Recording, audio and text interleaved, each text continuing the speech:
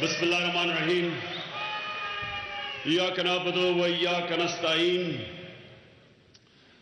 میں ایک منٹ بس بس بس بس بس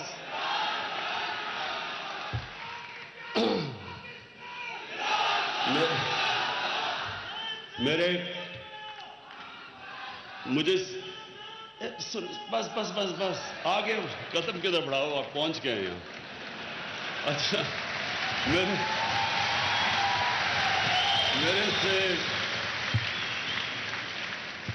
میرے سے کسی نے پوچھا کہ یہ 90 دن 100 دن ہو گئے آپ کو وزیر اعظم بنے، تو یہ کیا آپ کو فرق نظر آ رہا ہے؟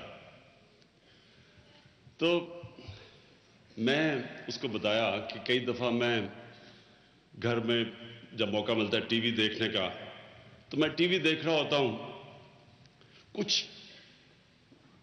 کچھ ظلم ٹی وی پہ دیکھتا ہوں، غصہ چڑھتا ہے، تو بشرا بیگم ساتھ ہوتی ہے، میں کہتا ہوں دیکھو یہ کتنا بڑا ظلم ہو رہا ہے. پھر میں ٹیلی فون اٹھاتا ہوں ایک دم اور کسی کو کچھ کہتا ہوں. تو ویسے میں یہ کہوں گا کہ 90 دن میں جو اصل میں کریڈٹ دینا چاہتا ہوں یہ 100 دن میں، وہ بشرا بیگم کو، کیونکہ جو یہ 100 دن گزرے ہیں، یہ ایک چھٹی، کیوں کسی نے کہا نا ایک چھٹی نہیں لی، ایک چھٹی لی تھی سیٹرڈے کو، پہلی چھٹی تھی 100 دن میں. تو ان کے لیے اصل تو میں ان کو خراج تحسین پیش کرتی مشکل گھریلو زندگی یہ جو پچھلے یہ 100 دن رہی ہے. دیکھیں بڑے بڑے میں نے کامنٹ سنے ہیں 100 دن کے اوپر کہ جی 100 دن میں کچھ نہیں ہوا، 100 دن میں یہ نہیں ہوا. ٹی وی کے اوپر میں دیکھتا ہوں، کم ٹی وی دیکھتا ہوں.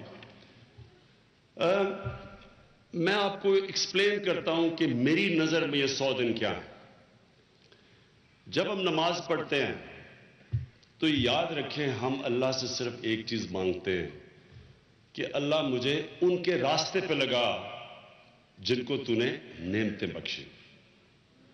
یہ صرف ایک چیز 5 وقت کی نماز میں ہم مانتے ہیں. یہ یاد رکھیں کہ ہم صرف راستہ مانگتے ہیں. اللہ ہمیں یہ بھی کہہ سکتا کہ ہم کہیں جی ان کی منزل پہ لگا دے، جن کو پہنچا دے جن کو تو نے نعمتیں بخشی. لیکن اللہ نے ہمیں نماز میں صرف کہا اس راستے پہ لگو. انسان کامیاب ہوتا ہے یا نہیں ہوتا اس راستے پہ چل کے، یہ اللہ کے ہاتھ میں ہے. میں بار بار آپ کو کہتا ہوں کہ انسان کے ہاتھ میں صرف کوشش ہوتی ہے اور نیت جو اللہ جانتا ہے، کامیابی اللہ دیتا ہے. تو یہ جو ہمارے 100 دن ہیں اس میں ہم نے کیا کرنے کی کوشش کی؟ وہ کرنے کی کوشش کی جو کہ ہم نے، جن کا ہم راستہ مانگتے ہیں نبی صلی اللہ علیہ وسلم کا، انہوں نے جو مدینہ کی ریاست میں کیا. وہ کیا کیا انہوں نے ساری جو پالیسیز بنائی مدینہ کے ریاست میں، وہ ساری پالیسیز رحم کے اوپر تھی. ایک عام انسان کو اوپر اٹھانے کے لیے جو کبھی اس سے پہلے نہیں ہوئی. کوئی دنیا کی آپ تاریخ اٹھا کے دیکھ لیں، کسی ریاست میں یہ نہیں ہوا جو مدینہ کی ریاست میں ہوا کہ غریب ترین لوگ تھے، غربت تھی وہاں.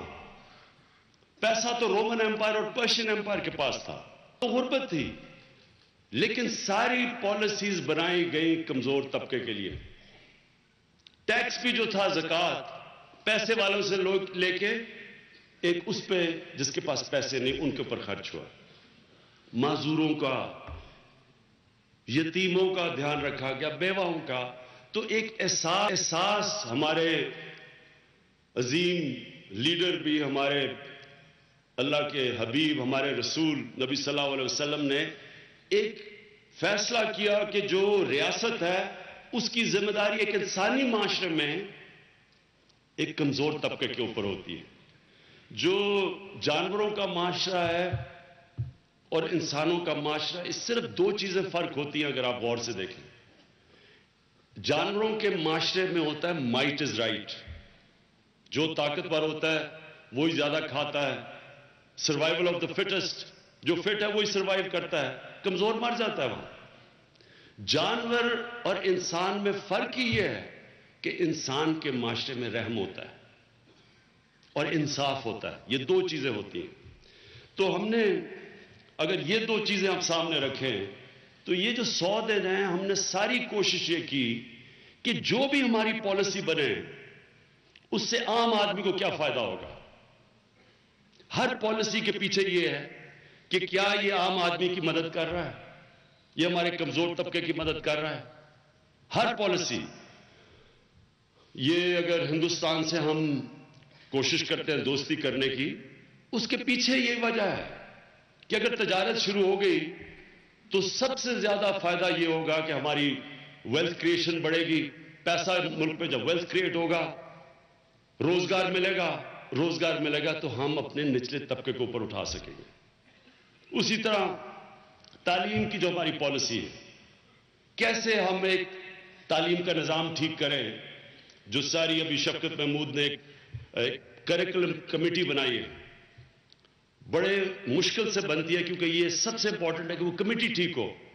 کمیٹی میں ایسے ذہن ہوں پاکستان میں جو کہ یہ سنتھسائز کرے, جو تین مختلف ہم نے اپنے ملک میں تعلیمی نظام بنائے ہوئے ہیں, اردو میڈیم, انگلش میڈیم, دینی مدرسے, 3 طبقے بنائے ہوئے ہیں, اور صرف ایلیٹ کے لیے, ایک چھوٹے سے ایلیٹ کے لیے انگلش میڈیم بنایا ہوا ہے, اور تعلیمی موقع نہیں دیتا نیچے سے لوگوں کو اوپر آنے کا.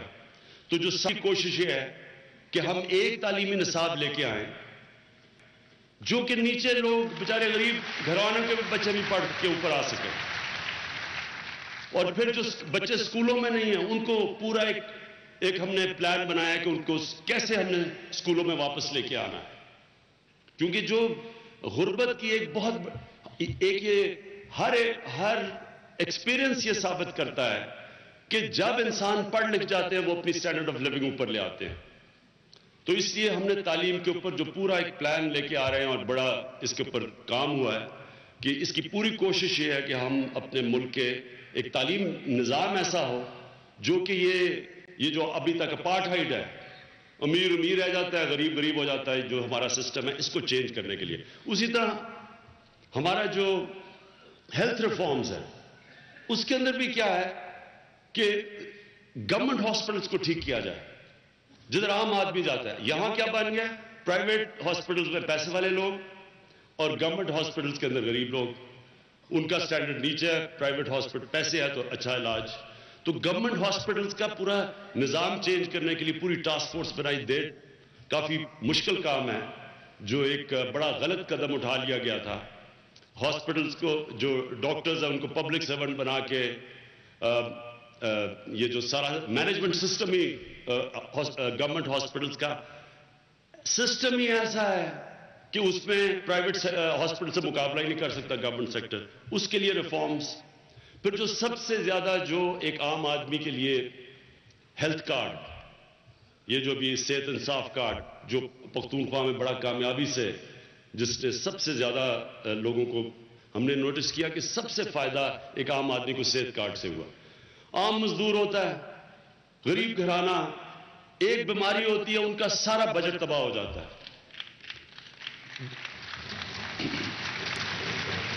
تو لوگوں نے اتنا پسند کیا کہ 5,40,000 جو صحت کارڈ میں تھی کہ ایک کسی کے پاس صحت کارڈ ہو ایک غریب گھرانے میں تو ان کو پتا ہو کہ اگر برا وقت آئے گا تو ہمارے پاس انشورنس ہے.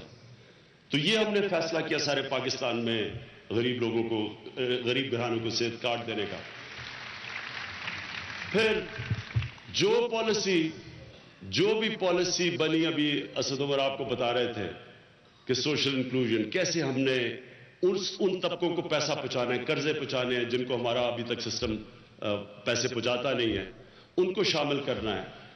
میں ابھی آپ کو پورا پاورٹی کا کہ ہم ایک پورا سسٹم بنا رہے ہیں کہ ایک ہی اتھارٹی بنا رہے ہیں, اس کے نیچے مختلف چیزیں کہ ہم نے کیسے غربت کم کرنی ہے, میں اس پہ آتا ہوں. اس سے پہلے میں 22 سال سے لوگوں سے وعدہ کر رہا تھا کہ ہم پاکستان میں کرپشن کے اوپر قابو پائیں گے. یہ میرا مین پلان تھا. وہ تھا کیوں؟ کیونکہ کرپشن غربت پیدا کرتا ہے. امیر اور غریب ملک کے اندر فرق ہی کرپشن ہے.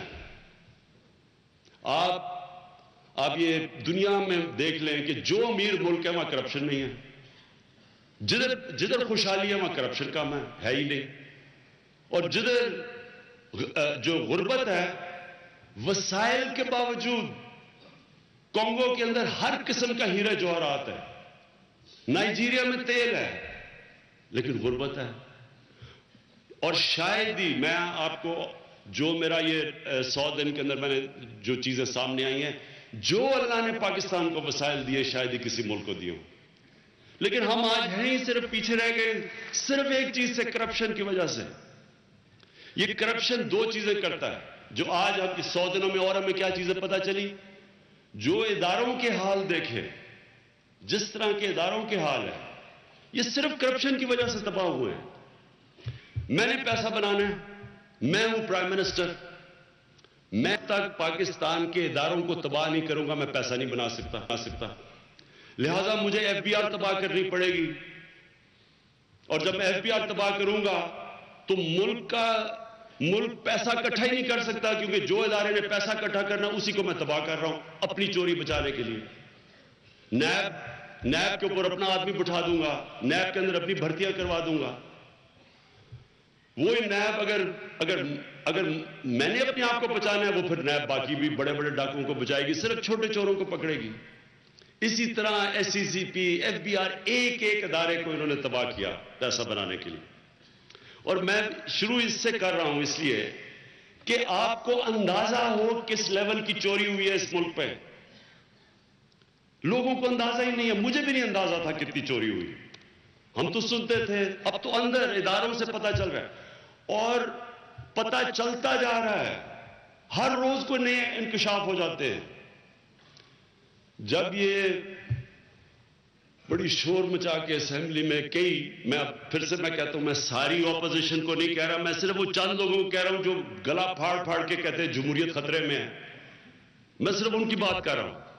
ان کو خوف کیوں ہے؟ کیونکہ آپ کو پتا چلے گا اس ملک کو لوٹا کیسے گیا، اور جب تک ہم اس کے اوپر قابو نہیں پاتے پاکستان کا کوئی فیوچر نہیں ہے۔ تو میں آپ کو بتاؤں گا پہلے تو ہم نے اس کے اوپر کیا کیا 100 دنوں میں، لیکن اس سے پہلے میں یہ کہنا چاہتا ہوں کہ نیب بدقسمتی سے ہمارے نیچے نہیں ہے، آزاد ادارہ ہے۔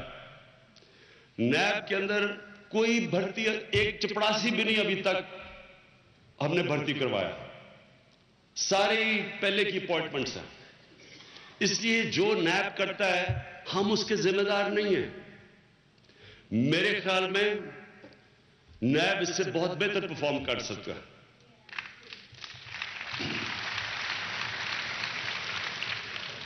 سب کو تنقید برداشت کرنی چاہیے، نیب کو بھی۔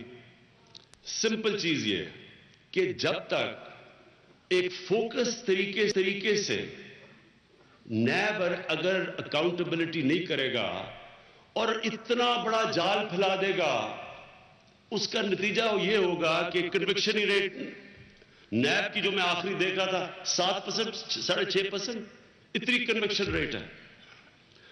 میں ملیشیا گیا، ان کی اینٹی کرپشن میں ہم وزٹ کیا، شاہ جی بھی ہماری ساری ڈیلیگیشن تھی، ان کی 90% کنوکشن ریٹ ہے، یہاں 6.5-7% ہے۔ پلی بارگن کے اوپر سارا کچھ نیب اس کے اوپر ریلائی کرتی ہے۔ تو جس طرح بدقسمتی سے ہم نے اپنے منشور میں لکھا تھا کہ ہم نیب کو اسٹرینگتھن کریں گے، وہ میں ابھی کہہ سکتا ہوں کیونکہ ہمارا کوئی اختیار ہی نہیں ہے اور نہ ہمارا کوئی اس کے اوپر کنٹرول ہے، اس لیے ہم اس کو نہیں کر سکے، لیکن جو ہم کر سکے ہیں وہ اب میں آپ کے سامنے لے کے آتا ہوں۔ ہم نے ایف آئی اے کو مضبوط کیا، اور ایف آئی اے نے اب تک یہ ذرا آپ اب دیکھیں کہ یہ ابھی یہ منی لانڈرنگ، اچھا منی لانڈرنگ جو آج ہم باقی ملکوں میں گئے مدد مانگنے کے لیے، کیونکہ ہمارے جو فارن ایکسچینج ریزروز ہیں وہ اتنے کم تھے کہ وہ ہمارے 2-3 مہینے کے بھی ہم چیزیں خرید نہیں سکتے تھے اور نہ قرضوں کی قسطیں دے سکتے تھے. جو قرضے پچھلی حکومتوں نے لیے ہوئے تھے ان کی قسطیں دینے کے لیے بھی پیسہ نہیں تھا. تو لہٰذا ہم دوسرے ملکوں میں گئے اور پیسہ اکٹھا کرنے کے لیے کہ ہمیں کوئی $12 ارب کی شارٹیج تھی. شکر ہے ہمیں انہوں نے بڑا اچھا رسپانس دیا, اللہ کا شکر ہے. لیکن میں اب آپ کو بتانا چاہتا ہوں کہ دیکھیں $12 ارب کے لیے ہمیں کیا کرنا پڑ رہا ہے, اور یہ میں اب آپ کو بتانے لگا ہوں جو اب تک ہمیں چیزیں سامنے آئی ہیں. ہم نے پہلے ایک ایسٹ ریکوری یونٹ بنایا پرائم منسٹر ہاؤس میں. اس کے اندر اس ایسٹ ریکوری یونٹ کا کام تھا کہ باہر کے ملکوں سے MOU سائن کرو, انڈرسٹینڈنگ کرے ان کے ساتھ کہ ہم انفارمیشن شیئر کر سکتے ہیں. 26 ملکوں کے ساتھ ہم نے یہ انڈرسٹینڈنگ کی, ہم نے سائن کیا 26 ملکوں سے. سوئٹزرلینڈ سے بڑی دیر سے کوشش کر رہے تھے, آج ہمارا سائن ہوا ہے سوئٹزرلینڈ سے ممبر آف.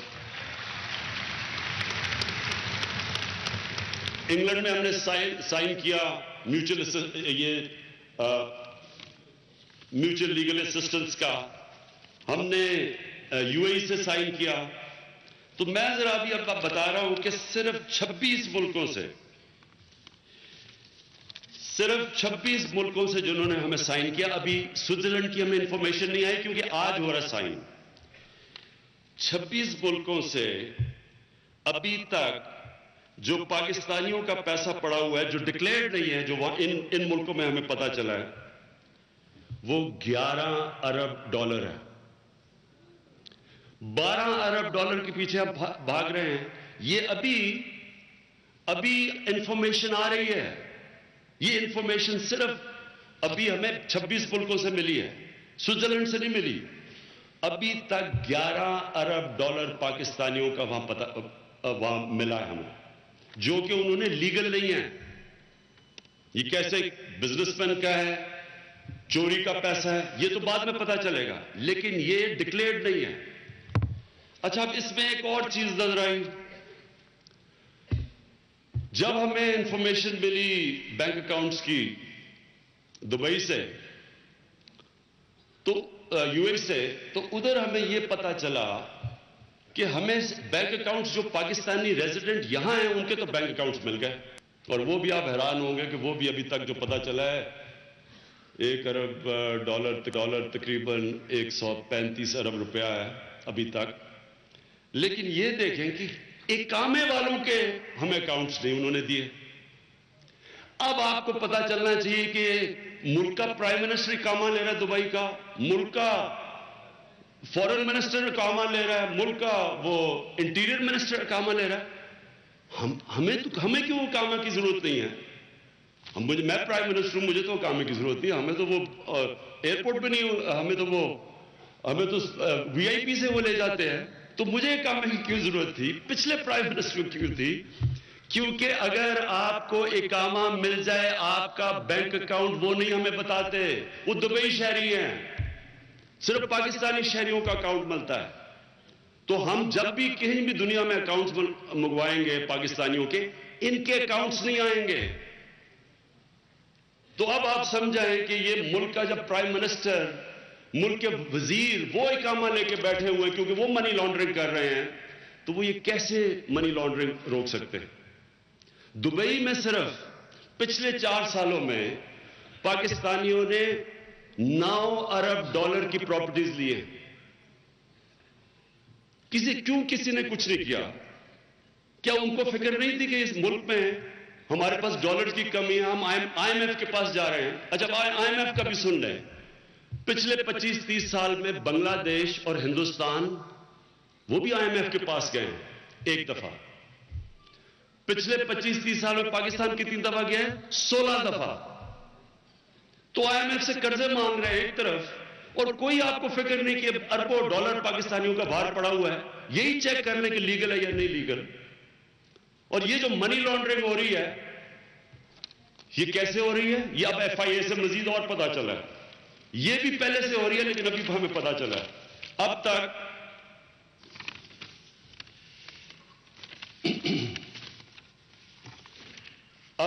FIA نے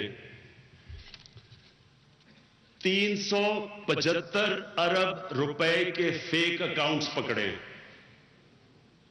375 ارب روپے کے.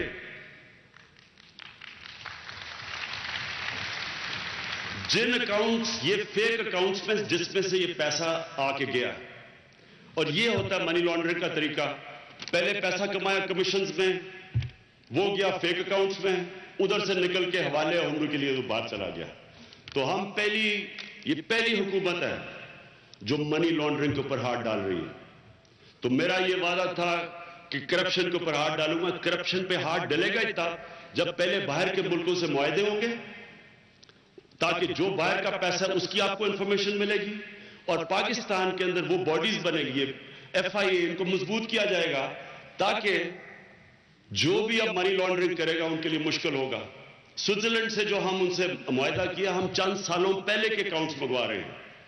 پینما کے بعد لوگوں نے اپنے اکاؤنٹ شفٹ کرنے شروع کیے ہیں، تو ہم جو انفارمیشن منگوا رہے ہیں اس سے پہلے، تاکہ ہمیں پتہ چل جائے گا کہ کس کے پاس کتنا پیسہ پاکستان سے باہر تھا.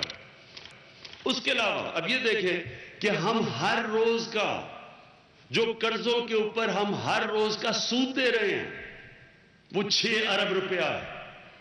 6 ارب روپیہ دن کا سود دے رہے ہیں ہم جو قرضے چڑھے ہوئے ہیں. دوسری طرف دیکھیں کہ پاکستان میں اب تک جو ہم نے انکروچمنٹ ڈرائیو کی، بڑے بڑے مافیوں نے زمینیں پکڑی ہوئی ہیں. یہاں CDA کے پاس پیسہ نہیں ہے، لیکن CDA کی اب تک جو زمین ہم نے اینٹی انکروچمنٹ ڈرائیو میں پکڑی ہے، قبضہ مافیا سے نکالی ہے، وہ 350 ارب روپے کی ہے.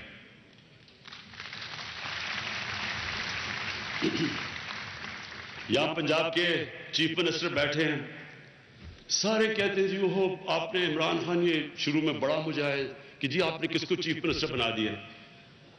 یہ چیف منسٹر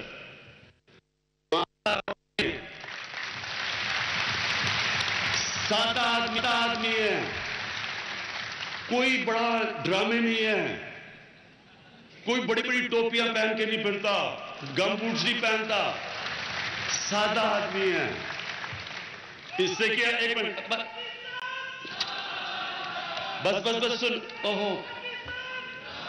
اب تک پنجاب نے 88,000 ایکڑ کی زمین قبضہ مافیا سے پکڑی ہے.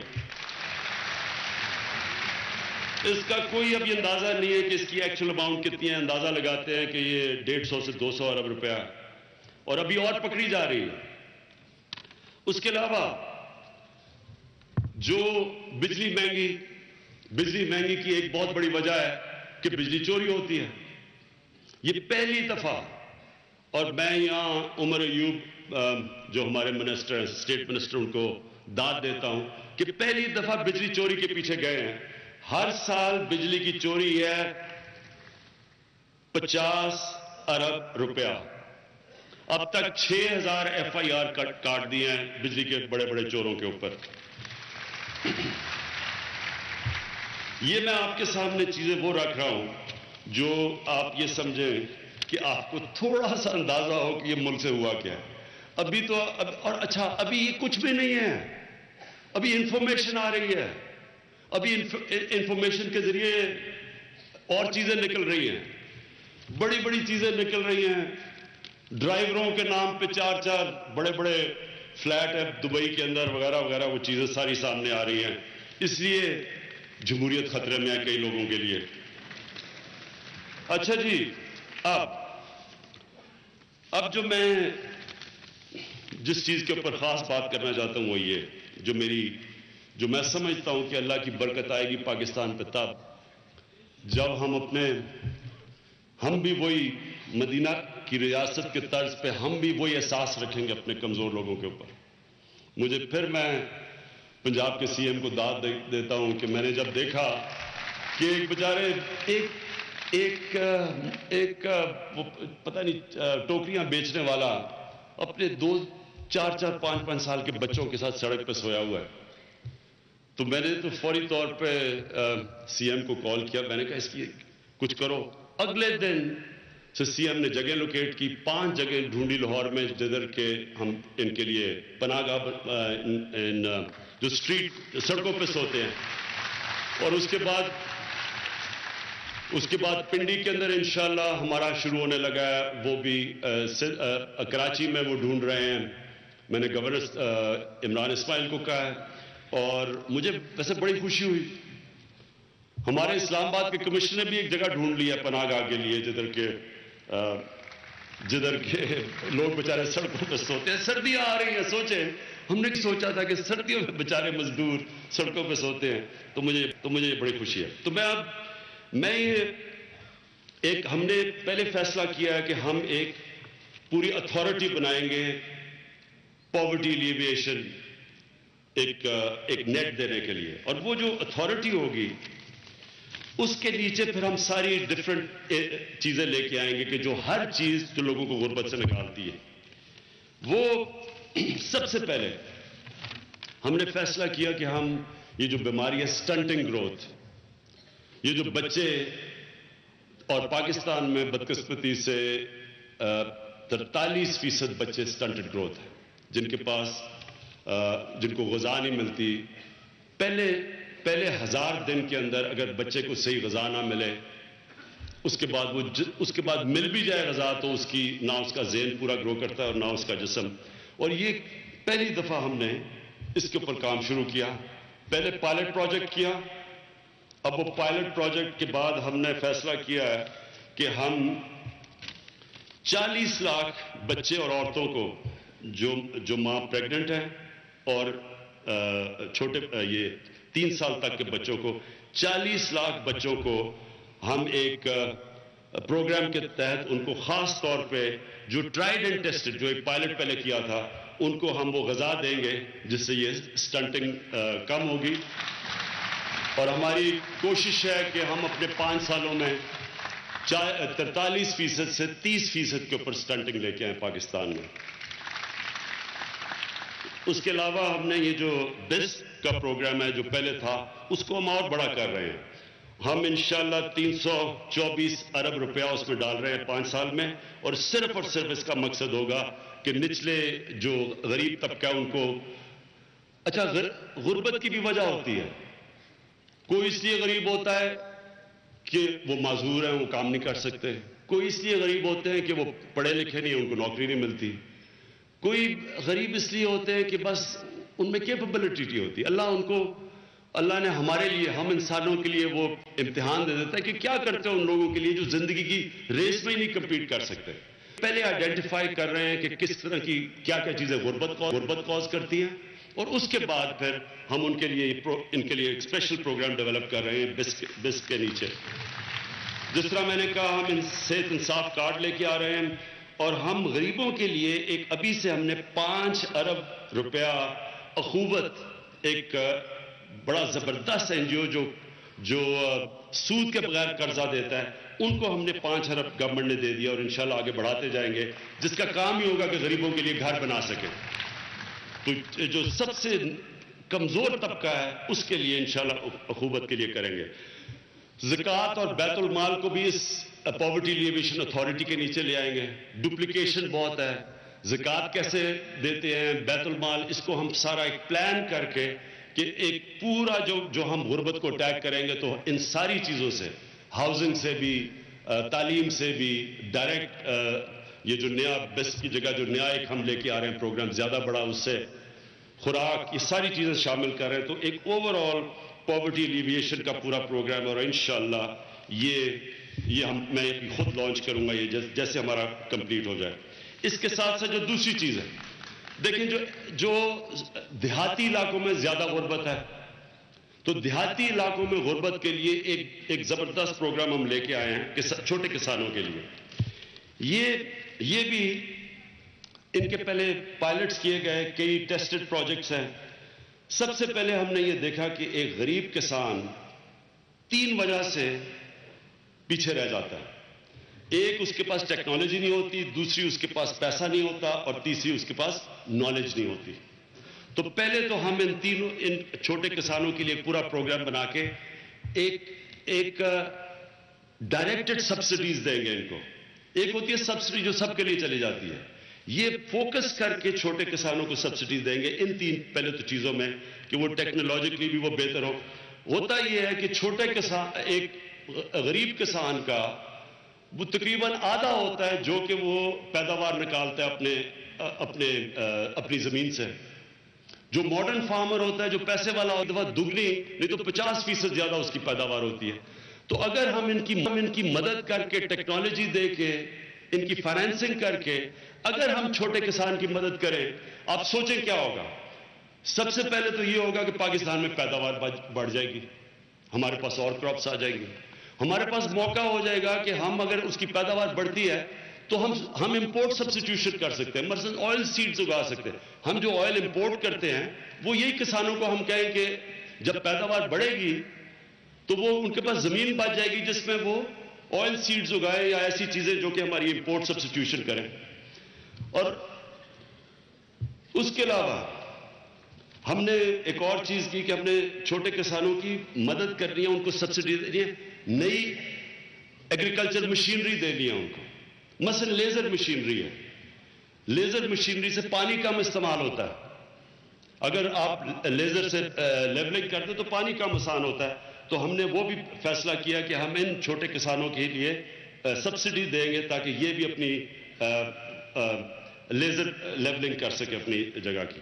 پھر ہم نے ایک اور چیز، ایک لائف سٹاک کا بھی، میں ملیشیا تھا تو ملیشیا میں ہمارے پاس آئے انویسٹرز جو حلال میٹ میں انویسٹ کرنا چاہتے ہیں. اب یہ سوچیں کہ حلال میٹ کی انٹرنیشنل جو انڈسٹری ہے، جو ٹریڈ ہے، وہ 2000 ارب ڈالر ہے. 2000 ارب ڈالر میں کوئی پاکستان کا ہی نہیں ہے. ہندوستان سے ہوتا ہے، یہاں کچھ نہیں ہے.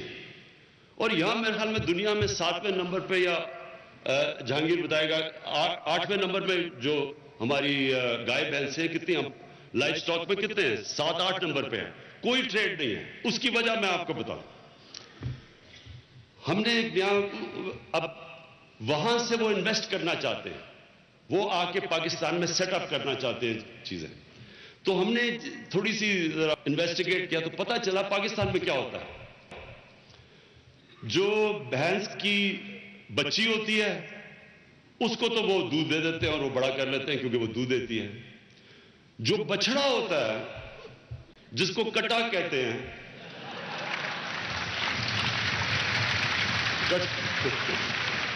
ریلو کٹا نہیں، کٹا، وہ اب اس کو دودھ نہیں دیتے، اس کو جلدی سے مار دیتے ہیں یا وہ حلال کر دیتے ہیں اس کو. ہم اتنی بڑی اپرچونٹی مس کر رہے ہیں کہ وہ جب بچڑا بڑا ہوتا ہے تو وہ سب سے تیزی اس کے اوپر جو گوشت آتا ہے، اگر ہم صرف ان کی مدد کر دیں کہ وہ بڑا ہو جائے اور وہ بھینس کو ہم اس کو ہم ایکسپورٹ کے لیے کریں، یہاں بھی گوشت سستا ہو جائے گا. وہ اتنا زیادہ ہے، یہ ابھی تک یہ ساری ریسورس ضائع ہو رہی ہے. اس کے لیے ایک پائلٹ کیا ہے، اب ہم پورا پروگرام کرنے لگے ہیں. ہم کسانوں کو پیسے دینے لگے ہیں تاکہ وہ اپنی بھینسوں کو بڑا کر سکے، یعنی اس کو سبسڈائز کر سکے کٹے کو.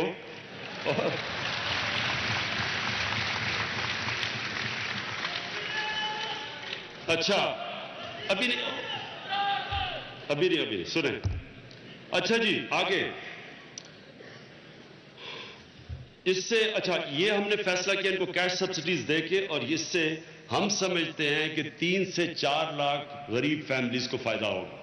تو یہ میں ساری وہ چیزیں بتا رہا ہوں جو نیچے سے اوپر اٹھانے کے لیے نچلا طبقہ. اس کے لیے ایک چیز کرنی پڑے گی، اور وہ ابھی چیف منسٹر پنجاب بیٹھے ہوئے ہیں.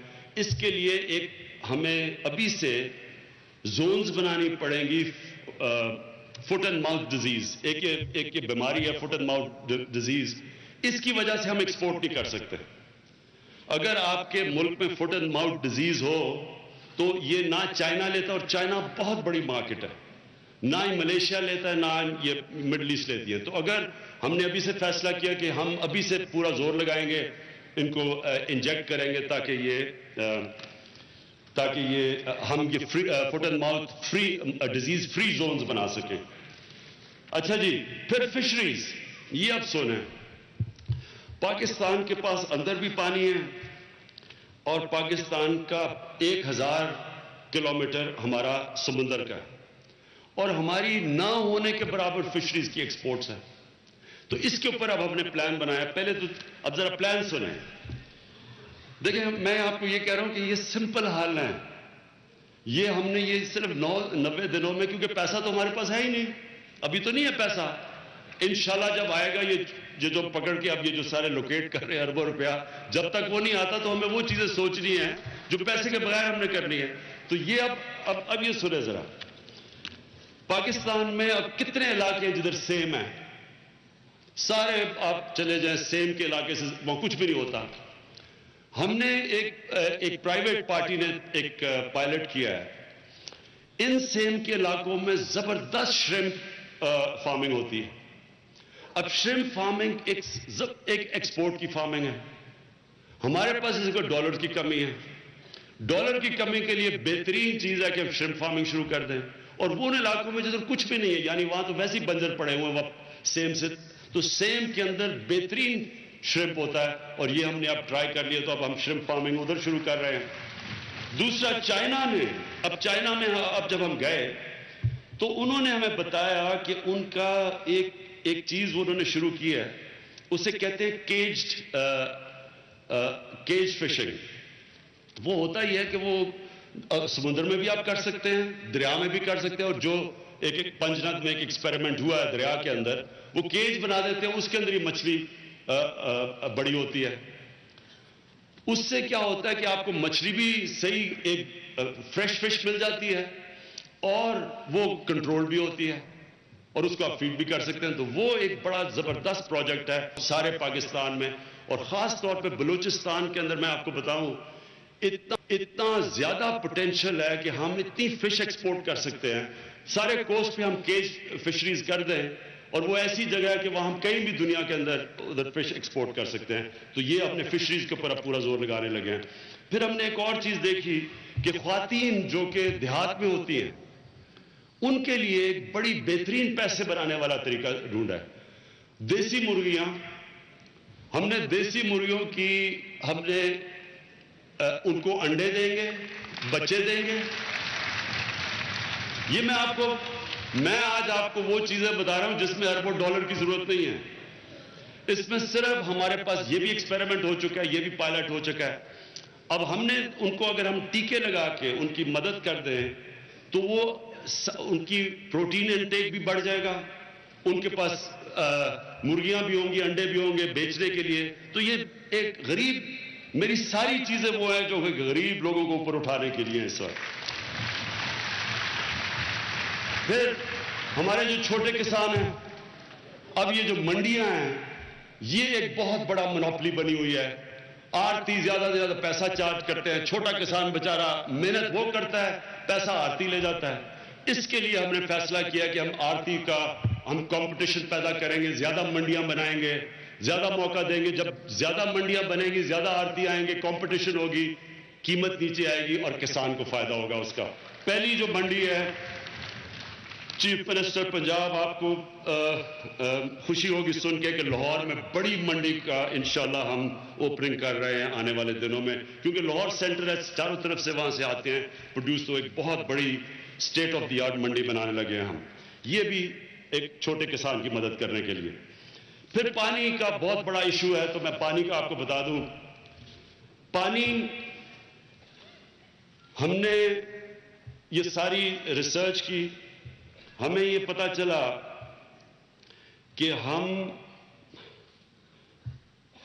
اگر جو سارے ہمارے واٹر کورسز ہیں، جو نالے ہیں، ان کو پکا کر دیں، نہروں کو پکا کر دیں، اور اب وہ 5 سال میں جو خرچہ ہے ہم نے ایسٹیمیٹ کیا ہے، ہم ایک چیز کا خرچہ بھی دیکھتے ہیں 140 ارب روپیہ. لیکن اگر ہم 140 روپے سے 70,000 کھالوں کو واٹر کورسز کو ہم پکا کر دیں تو ہم سمجھتے ہیں کہ پاکستان میں بادشاہ ڈیم سے زیادہ پانی اویلیبل ہو جائے گا. باشا ڈیم دیر بھی لگے گی، بڑا کاسٹ ہے، یہ کاسٹ بھی کم ہے، اس سے بہت کم کاسٹ پہ بہت زیادہ نہروں تو ہمارے پاس اور پانی کسانوں کے پاس اویلیبل ہو جائے گا. اور اس کے ساتھ ساتھ لیٹسٹ ٹیکنیکس ہم نے دیکھی ہیں کہ کم پانی کیسے کسان زیادہ اپنا پیداوار نکال سکتا ہے، وہ بھی لیٹسٹ واٹر کنزرویشن ٹیکنیکس ہیں، وہ بھی انشاءاللہ ہم اپنے کسانوں کے پاس لے کے جائیں گے. اچھا جی، اب میں آ گیا، زیادہ دیر نہیں ہے کیونکہ موٹی موٹی چیزیں کہہ رہا ہوں جو میں وہ باتیں کہہ رہا ہوں کہ جس سے میرا عام آدمی اٹھے گا. اب میں اکانومی کے اوپر آتا ہوں. زیادہ تر تو اسد عمر نے باتیں کر لی اکانومی میں. دیکھیں، میں اکانومی کے اوپر بات کرنے سے پہلے جو امپورٹنٹ چیز سمجھنے کی ہے کہ سب سے پہلے ہمارا مائنڈ سیٹ بدلنا ہے. دو طرح بدلنا ہے. ایک کہ ہماری بیوروکریسی کو، ہماری پولیٹیکل کلاس کو ایک چیز سمجھنی ہے کہ جب تک ایک انویسٹر پیسہ نہیں بناتا، انویسٹمنٹ نہیں آتی. سمپل چیز یہ ہے، اور یہ مجھے مہاتر محمد یہاں سے بہت پہلے بتائی تھی، پھر انہوں نے اس باری بتایا کہ جب انہوں نے ملیشیا کو اٹھایا تھا، ملیشیا ایک دم دیکھتے دیکھتے اوپر چلا گیا. ہم کہاں نیچے، ملیشیا، پاکستان اوپر تھا اور وہ آگے نکل گیا. آج 3 کروڑ ملیشیا میں لوگ ہیں اور ان کی ایکسپورٹ $220 ارب ہے. ہم 21 کروڑ ہے اور ہماری ایکسپورٹ $24 ارب ہے. تو مہاتر نے، انہوں نے کہا میں نے ویلتھ کریشن شروع کی، میں نے لوگوں کو پیسہ بنانے کا موقع دیا. جب لوگ پیسہ بناتے ہیں، جب ایک آدمی پیسہ بناتا ہے تو اور لوگ دیکھ کے ان کو پیسہ بنانا چاہتے ہیں، اور لوگ آ جاتے ہیں، انویسٹرز آ جاتے ہیں. اور جیسے جیسے پیسہ بنتا ہے ویلتھ بڑھتی جاتی ہے اور خوشحالی ہوتی ہے، انویسٹمنٹ آتی ہے، نوکریاں ملتی ہیں، غربت کم ہوتی ہے. ہمارا بدقسمتی سے یہ رہا کہ اور بدقسمتی سے 1970 میں ایک بہت غلط فیصلہ ہوا کہ جتنے بڑے بڑے بزنس مین تھے ان کو پکڑ کے نیشنلائز کر دیا. اور جب ہم اور اس وقت سب سے تیزی سے پاکستان اوپر جا رہا تھا. سرمایہ کاری تو اس لیے ضروری ہے کہ اس کے بغیر نہ نوکریاں ملنی ہیں اور نہ ہمارے پاس فورن ایکسچینج آنے. ہمارے اس وقت چار طریقے سے ہم اس سکنجے سے نکل 16 دفعہ IMF کے پاس چلے گئے ہیں کیونکہ ہر باری ہمارے پاس کرنٹ اکاؤنٹ ڈیفیسٹ ہو جاتا ہے، ہمارے پاس ڈالر کم ہو جاتے ہیں، ہمیں IMF کے پاس جانا پڑتا ہے. آج بھی اگر ہم آج بھی انشاءاللہ یہ ہم سارا جب یہ فورن ایکسچینج کے سچویشن سے نکل بھی جائیں، اگر ہم نے 4 چیزیں نہ کی پھر سال کے بعد 2 سال کے بعد IMF کے پاس جانا پڑے گا. وہ 4 چیزیں کیا ہیں؟ سب سے پہلے ایکسپورٹس بڑھانا. ساری اس وقت پالیسی ہماری جو مدد کر رہی ہے، ساری کوشش ہے ایکسپورٹر کی مدد کرنے کے لیے. نمبر 1 ان کے لیے ہم پہلے ان کے لیے اتنی زیادہ بجلی مہنگی تھی، گیس مہنگی تھی ان کے کمپیٹیٹرز کے مقابلے میں، بنگلہ دیش اور ہندوستان، کہ وہ مقابلہ ہی نہیں کر سکتے تھے. ان کی ایکسپورٹس آگے چلیں گی، ہماری نیچے چلی گئی. پہلے تو ہم نے ان کے لیے مقابلے والی قیمتیں لے کے آئے ہیں، لیکن ابھی اور بھی ان کی مدد کرنی ہے، ان کے لیے اور آسانیاں پیدا کرنی ہے. دیکھیں، پہلے مینٹلی فیصلہ کرنا ہے تک ایک سرمایہ کار پیسہ نہیں بناتا، سرمایہ کاری نہیں ہوگی. یہ فیصلہ کرنا ہے. تو ساری ہماری یہ جو ایز آف ڈوئنگ بزنس ہے کہ بزنس مین کے لیے آسانیاں پیدا کرتی ہیں، یہ ہمیں مینٹلی فیصلہ کرنا پڑے گا، ہماری بیوروکریسی کو، ہماری پولیٹیکل کلاس کو. جب لوگ پیسہ بناتے ہیں تو اور لوگ آتے ہیں پیسہ. جس طرح شہد کے اوپر مکھیاں آتی ہیں، جیسی پیسہ بنتا ہے لوگ سرمایہ کاری شروع ہو جاتی ہے. اور انشاءاللہ جو ہمارا پالیسیز ہیں اور جو پاکستان میں لوگ انٹرسٹڈ ہیں سرمایہ کاری پہ، آپ حیران ہوں گے کہ جس طرح یہ 10 دنوں میں، پتہ نہیں یہ پچھلے 100 دنوں میں کتنے انویسٹرز آئے ہیں باہر سے جو کہ پاکستان میں انویسٹ کرنا چاہتے ہیں. وہ کیوں کرنا چاہتے ہیں؟ وہ 2 وجہ سے کرنا چاہتے ہیں کہ پاکستان کی 12 کروڑ لوگ 35 سال کی عمر سے کم ہیں. یہ ایک بہت بڑا انجن آف گروتھ ہے. یہ انویسٹرز کے لیے بہت بڑی چیز ہے کہ جس وقت ہم نے لوگوں کو اوپر اٹھا دیا تو یہاں تو ڈیمانڈ بڑھ جائے گی، یہاں تو ساری دنیا سے لوگ آئیں گے. دنیا تو ڈھونڈتی ہے، ان کے تو چھوٹی چھوٹی آبادیاں ہیں، تو ہماری جتنی بڑی آبادی ہے وہ زیادہ انویسٹمنٹ اٹریکٹ کرے گی، جو چائنا نے کیا ہے۔ چائنا 30 سال پہلے کیا تھا، انہوں نے جیسے جیسے لوگوں کو غربت سے اٹھایا، ڈیمانڈ بڑھتی گئی، سرمایہ کاری ہوئی، چائنا آج کہاں سے کہاں پہنچ گیا۔ تو ان کو پتہ ہے کہ جس وقت ہم نے نیچے سے لوگوں کو اٹھانا شروع کیا، لوگ خوشحال ہونے شروع ہوئے، یہ اس کے لیے زبردست جگہ۔ پھر لوکیشن پاکستان کا زبردست لوکیشن ہے، اس لیے بھی لوگ آتے ہیں۔ پھر ہمارے پاس وسائل ہیں، ہمارے پاس منرلز ہیں، ہمارے پاس ابھی جو ایکزون آئی ہے وہ انشاءاللہ ہمیں اگلی گرمیاں تک پتہ چل جائے گا کہ ہماری آف شور کی کتنی ہمارے پاس گیس ہے، اور وہ سمجھتے ہیں کہ ہو سکتا ہے بہت بڑے گیس ریزروز ہوں۔ تو ہمارے پاس انویسٹر آنا چاہتے ہیں، ہم نے ان کے لیے آسانی کرنی ہے، ہم نے اپنے بزنسز کے لیے آسانی کرنی ہے۔ ہم نے جو پھر سے ہم نے پورا ایک سیل بنانا ہے، اب اس سٹیج پہ ہے کہ ایز آف ڈوئنگ بزنس کے لیے ہم نے ہر چیز رکاوٹیں اپنی بزنس کے لیے کم کرنی ہے۔ اور جیسے میں نے کہا یہ پہلے مائنڈ سیٹ ہے جو اب تک بدقسمتی سے نہیں تھا۔ اچھا جی اب چار چیزیں ہیں جو ہمیں کبھی آگے آئی ایم ایف کے پاس قرضہ لینے نہیں جانا پڑے گا۔ انویسٹمنٹ جو ماشاءاللہ آ رہی ہے، ایکسپورٹس جو ہم بڑھانے کی کوشش کر رہے ہیں، ریمیٹنسز جو بیرون ملک پاکستانی پیسہ بھیجتے ہیں، ہم نے اب پوری ایک سارا یہ 3 مہینے سے برین سٹارمنگ ہو رہی ہے کہ ہم کیسے باہر جو ہمارا ورکر ہے وہ لیگل چینل سے پیسہ پاکستان کیسے بھیجے۔ تو وہ ہم پوری لگے ہوئے ہیں، اس کے لیے آسانیاں جتنی وہ آسانی سے پیسہ بھیج سکتا ہے، اور جتنا وہ لیگل چینل سے پیسہ بھیجے، ابھی $20 ارب بھیجتا ہے، ہم سمجھتے ہیں کہ آسانی سے 10 سے 12 ارب ڈالر لیگل چینل سے اور آ سکتا ہے پاکستان میں۔ سوچ لیں کہ اگر 10 سے 12 ارب ڈالر ہی آ گیا تو ہمیں کوئی کسی کے پاس پیسے باہر ضرورت نہیں پڑے گی، ہمارے پاس کافی پیسہ ہوگا۔ اور پھر جو ریفارم ہم نے کرنی ہے وہ ہے ٹیکس کی ریفارم۔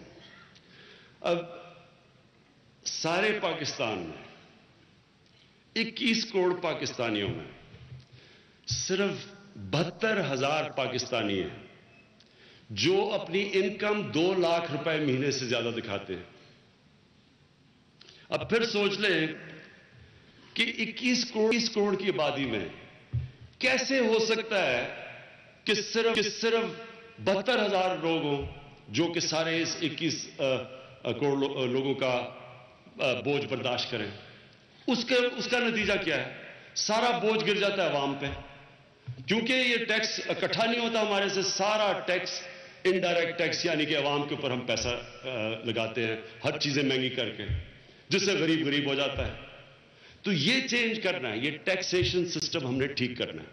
اس کی ایک ہماری ذمہ داری ہے کہ ہم نے ایف بی آر کی ریفارمز کریں، وہ ایف بی آر کی ریفارمز ہو رہی ہیں، ہم انشاءاللہ اس ادارے کو ٹھیک کرنے کی پوری کوشش کر رہے ہیں، بڑی محنت جاری ہے اس کے اندر، اور انشاءاللہ آپ ریزلٹس بھی دیکھیں گے۔ لیکن ساتھ ساتھ یہ جو لوگ ٹیکس ہی نہیں دیتے، اب آپ سوچیں 72,000 لوگ سارے پاکستان میں، یہاں 2-3 سیکٹرز اسلام آباد میں چلے جائیں اس سے زیادہ لوگ ہیں یہاں۔ آپ سوچ لیں کتنے لوگ ہیں جو 2 لاکھ روپے مہینے سے پہ گزارا کر سکتے ہیں، یہ بڑے بڑے گھر دیکھ لیں سارے۔ تو ہم نے اب لوگوں کو ٹیکس ریٹ میں لے کے آنا ہے، وہ اس لیے لے کے آنا ہے، نہیں تو یہ غربت کم ہی نہیں ہو رہی، یہ تو غریب بڑھتے جائیں گے یہاں، کیونکہ جب چیزیں ہی مہنگی کرتے جانا ہے تو وہ تو غربت بڑھتی جائے گی۔ تو یہ ہم نے ایک تو اس کی ریفارم کرنی ہے، اور پھر دوسرا 2 چیزیں اور ہیں وہ بھی انویسٹمنٹ پہ مدد کریں گی، وہ یہ کہ ہم نے سمگلنگ روکنی ہے۔ اب سمگلنگ اس لیے روکنی ہے کہ آپ باہر سے کوئی آ کے انویسٹمنٹ کرتا ہے، وہ اپنی چیز وہ ٹیکس دیتا پورا، وہ ٹیکس دے کے اپنی بزنس چلاتا ہے، اور دوسرا آدمی سمگلنگ کر کے سستی چیز لا کے اور وہ مارکیٹ میں لے آتا ہے، اس کی بزنس ختم ہو جاتی ہے۔ تو اس لیے انویسٹمنٹ ہی نہیں آ رہی۔ ایک بہت بڑی وجہ یہ ہے سمگلنگ، تو سمگلنگ کے اوپر بھی ہم نے ہاتھ ڈالنا ہے، اور ہم نے وہ جو لوگ اب اچھا جو ٹیکس دیتے ہیں ان کو نقصان ہوتا ہے، جو ٹیکس نہیں دیتے ان کو فائدہ ہوتا ہے، اور پھر تھوڑی دیر کے بعد ایمنسٹی ہو جاتی ہے تو وہ پھر سے بچ جاتے ہیں۔ اب آپ یہ سب، میں آپ کو ایک اور مثال دیتا ہوں کہ اس وقت سگریٹس بنتے ہیں پاکستان میں، دو کمپنیز جن کا شیئر 60% ہے، 60% ہے. دو کمپنیز جن کا 60% شیئر ہے مارکیٹ کا، وہ 98% ٹیکس دیتے ہیں، اور جن کا شیئر 40% ہے مارکیٹ میں، وہ صرف 2% ٹیکس دیتے ہیں. تو جو وہ ٹیکس دے رہے ہیں وہ ان کو نقصان ہو رہا ہے. اسی طرح وہ جوتوں کا بھی 2 باٹا یا سروس وہ سارا ٹیکس دیتے ہیں، باقی جو جوتے وہ ٹیکس ہی نہیں دیتے. تو ہم کر کیا رہے ہیں؟ یہ بلیک اکانومی ہماری انویسٹمنٹ روک رہی ہے، ہماری خوشحالی روک رہی ہے، ہمیں آگے بڑھنے سے روک رہی ہے. ہمارے پاس پیسہ نہیں آتا. تو یہ پوری ٹیکس ریفارمز ہم کرنے لگے ہیں، اور انشاءاللہ ایف بی آر کو بھی ٹھیک کریں اور باقیوں کو بھی. اچھا جی، آپ جو ایک اور چیز، میں صرف موٹی موٹی چیزیں بات کروں، باقی تو ساری ہوگی. ٹورزم. ملیشیا کے اندر صرف ان کے پاس سمندر ہے، سمندر کے اوپر انہوں نے ریزورٹس بنائی ہوئی ہیں. ملیشیا کی سالانہ آمدنی ٹورزم سے $20 ارب ہے. $20 ارب. پاکستان کے پاس اللہ نے کیا کیا دیا ہے؟ پاکستان کے پاس پہلے 100 کلومیٹر کا سمندر ہے، اور گوادر کے پاس آپ چلے جائیں، جس طرح کی سمندر میں بیچز ہیں، جس طرح کا پانی ہے، شاید ہی دنیا میں کہیں ہے. پھر پاکستان کے پاس ریلیجس ٹورزم ہے. آپ نے دیکھا کل، یہ لوگ اس طرح ہندوؤں کی بھی سائٹس ہیں، سکھوں کی بھی ہیں، لیکن جو بدھزم ہے اس کا تو سینٹر ہے پاکستان. یہاں ہری پور کے پاس ایک 40 فٹ کا دنیا کا سب سے بڑا سلیپنگ بودھا ملا ہے. سلیپنگ بودھا 40 فٹ کا ہے، دنیا میں کہیں نہیں ہے، تو کسی کو بھی نہیں پتا. تو ہم نے تو ہمارے پاس پہلے بیچ ٹور یعنی سمندر کے اوپر، اور سمندر کے اوپر ضروری نہیں کہ ہم اس طرح کی ٹورزم اٹریکٹ کریں جو مغربی بیچز پہ ہوتی ہیں. ہم اسلامک ٹورزم بھی اٹریکٹ کر سکتے ہیں اپنے کلچر کے اندر رکھتے ہوئے. ہم وہ کر سکتے، ریزورٹس بنا سکتے ہیں، لیکن ہم ریلیجس ٹورزم بھی کر سکتے ہیں. اور جو ہماری پہاڑی علاقوں کی ٹورزم ہے، آپ یہ سوچ لیں کہ سوئٹزرلینڈ، یہ تو ملیشیا $20 ارب اگر ڈالر کماتا ہے، تو سوئٹزرلینڈ تو کم از کم اسے 3-4 گنا زیادہ کماتا ہوگا. تو ہمارے جو ناردرن ایریاز ہیں وہ دگنا سائز ہے سوئٹزرلینڈ کا. اور 6 جو دنیا کے ٹاپ سب سے اونچے پہاڑ ہیں، ان میں سے 6 پاکستان میں. تو ہمارے پاس تو ایسی الگ جگہ دی ہوئی ہیں، اور ہم تو ٹورزم سے پیسہ ہی نہیں بناتے کچھ. تو ہم نے اب ایک نیشنل ٹورزم ٹاسک فورس بنائی ہے میرے نیچے.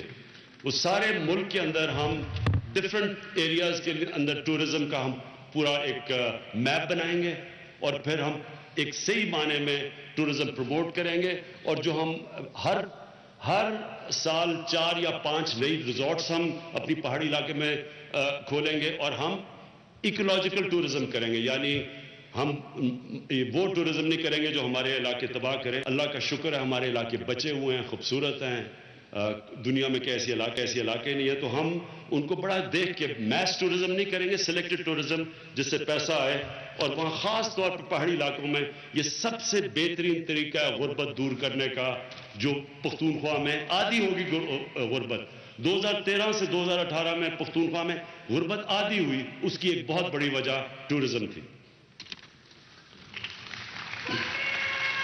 اچھا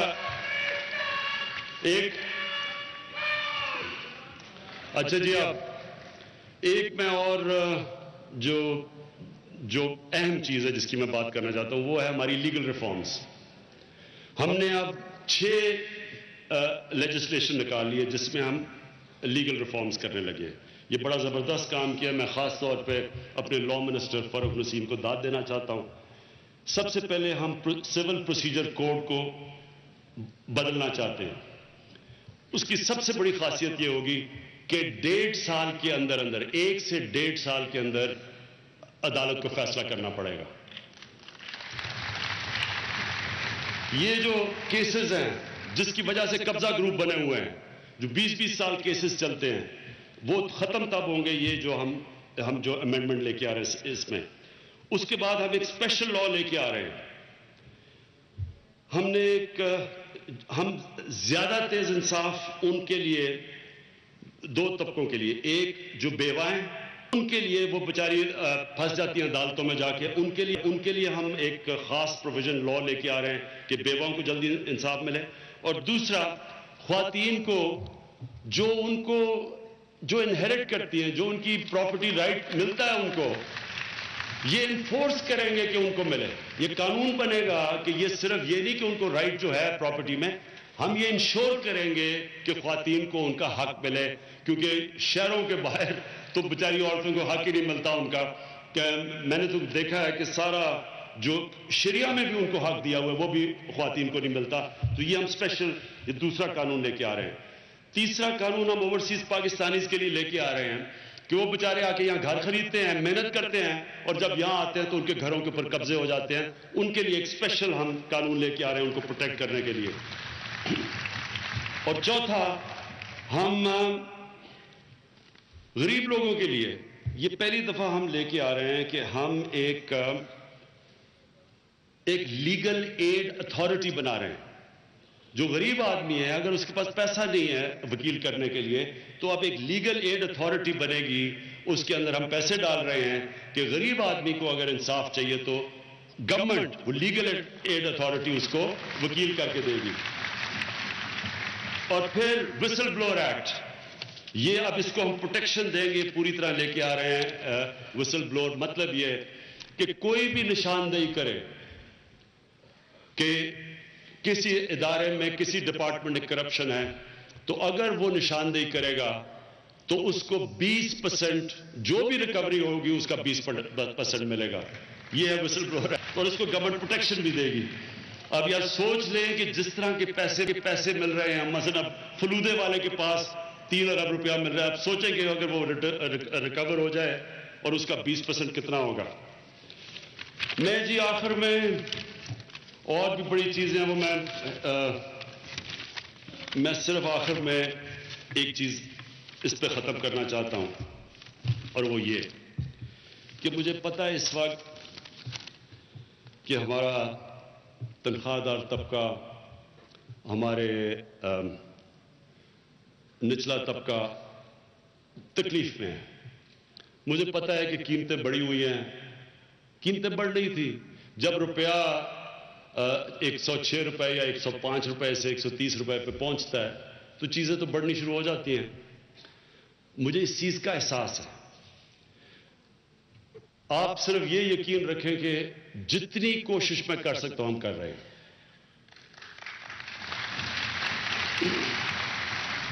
سب کو اپنی ساری منسٹریز کو میں نے کہا ہوا پیسے کٹ کریں.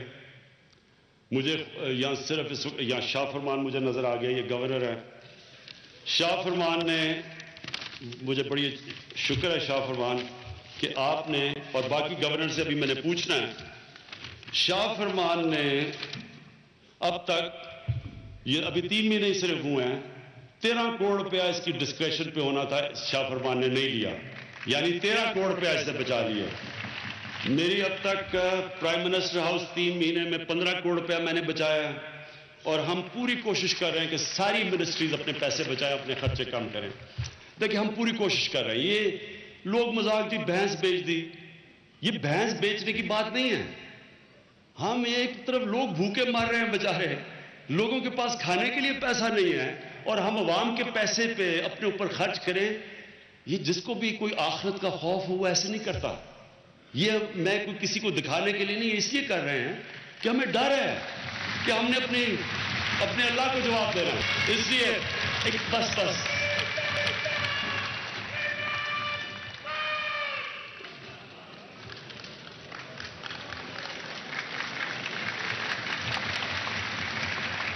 تو میں ان لوگوں سے، آج پاکستانیوں سے ایک میں سب کو یہ کہتا ہوں کہ دیکھیں ہم پوری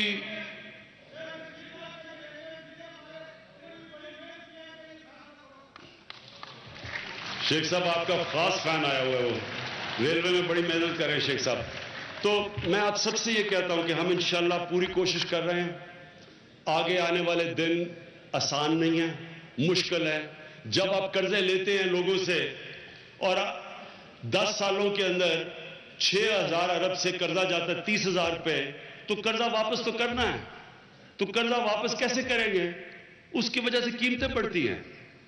اور جب یہ مشکل وقت ہے, جب تک ہم انشاءاللہ ہماری پالیسیز نہیں بنتی, جو میں نے آپ کو ساری پالیسیز گنائی ہیں, جس سے ہماری ویلتھ کریشن نہیں ہوتی, پیسہ نہیں بڑھتا, ایک مشکل ہے.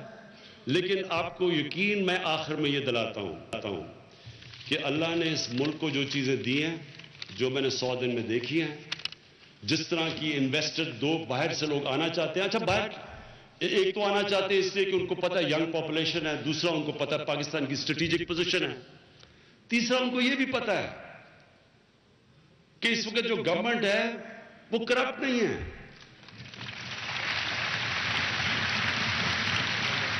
کیونکہ کرپشن ایک بہت بڑی وجہ ہے جس کی وجہ سے انویسٹمنٹ نہیں آتی.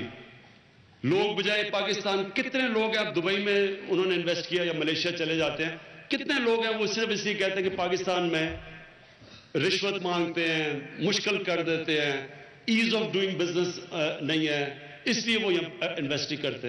ہمارے پاس یاد رکھنا, ہماری سب سے بڑی طاقت بیرون ملک پاکستانی ہے.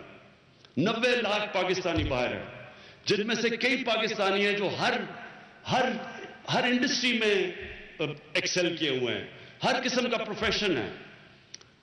لیبر جو ہے وہ اسکلڈ لیبر باہر بیٹھی ہوئی ہے. ہم جب بھی اس ملک کا جس طرح ہم نظام ٹھیک کر رہے ہیں اور آسان کرتے جائیں گے انویسٹمنٹ کے لیے, سب سے زیادہ کہاں سے آئے گی. اور میں یہ آخر میں یہ جو ہماری ہاؤسنگ اسکیم ہے, اس کے لیے رکاوٹیں دور کر رہے ہیں. لیگل ایشوز جو ہیں ہاؤسنگ کے اندر, ان کا تقریباً مسئلہ حل ہو گیا ہے. جو فائنینشیل سسٹم اس کے لیے ہے, ہاؤسنگ کے لیے, مارگیج کے لیے, وہ ٹھیک کر رہے ہیں, اور وہ تقریباً ٹھیک ہو چکا ہے. صرف آپ کو یہ سمجھ لیں کہ کتنی بڑی یہ جو ہماری ہاؤسنگ ہے, یہ کتنی بڑی انڈسٹری, اس لیے کہ اس وقت پاکستان میں 1 کروڑ ہاؤسنگ کی کمی ہے. ہم جو 50 لاکھ بنا رہے ہیں, 1 کروڑ گھروں کی کمی ہے. لیکن کیوں نہیں گھر بنے آج تک پاکستان میں؟ کیونکہ جو فائنینسنگ چاہیے, یعنی جو گھروں کے لیے قرضہ چاہیے, وہ پاکستان میں اویلیبل ہی نہیں ہے. اس وقت اگر آپ دیکھیں کہ جو جی ڈی پی ریشو ہے مارگیج کی, قرضے دینے کی گھروں کے لیے, تو انگلینڈ کے اندر 80% ہے, امریکہ میں تو کوئی اس سے بھی اوپر ہے, ملیشیا میں 30% ہے. ہندوستان نے اپنے قانون جب ٹھیک کیا تو ان کی 9-10% ہو گئی ہے. پاکستان میں اس وقت 0.2% ہے. تو ہم جس وقت ہم نے اپنی یہ جو اب ٹھیک کر رہے ہیں, جو قانونی طور پہ پوری ایک ہاؤسنگ اتھارٹی بنا رہے ہیں, آسانی کر رہے ہیں, ریڈ ٹیپ ختم کر رہے ہیں, 1 ونڈو آپریشن کر رہے ہیں تاکہ آسان ہو لوگوں کے لیے ہاؤسنگ میں آنا. یہ 40 انڈسٹری ڈائریکٹلی ہاؤسنگ سے افیکٹ ہوتی ہے. ہاؤسنگ بنتی ہے تو سارے معاشرے کے اندر ایک روزگار بھی ملے گا, عام لوگوں کے لیے تنخواہ دار, خاص طور پہ پبلک, یہ بیچارے جو سرکاری نوکر ہیں, جو گریڈ 4, 5, 6, جو کبھی جن کے پاس پیسہ نہیں گھر بنانے کے لیے, ان کے لیے خاص طور پہ اسکیمیں آ رہی ہیں. سب اب اپنا گھر بنا سکتے ہیں یہ مارگیج فیسلٹیز کی وجہ سے. میں آپ سب کا پھر شکر گزار ہوں. میں اپنی ٹیم کا شکریہ ادا بھی کرتا ہوں, لیکن میں ان کو یہ بھی کہتا ہوں کہ ابھی عشق کے امتحان اور بھی ہیں. شکریہ.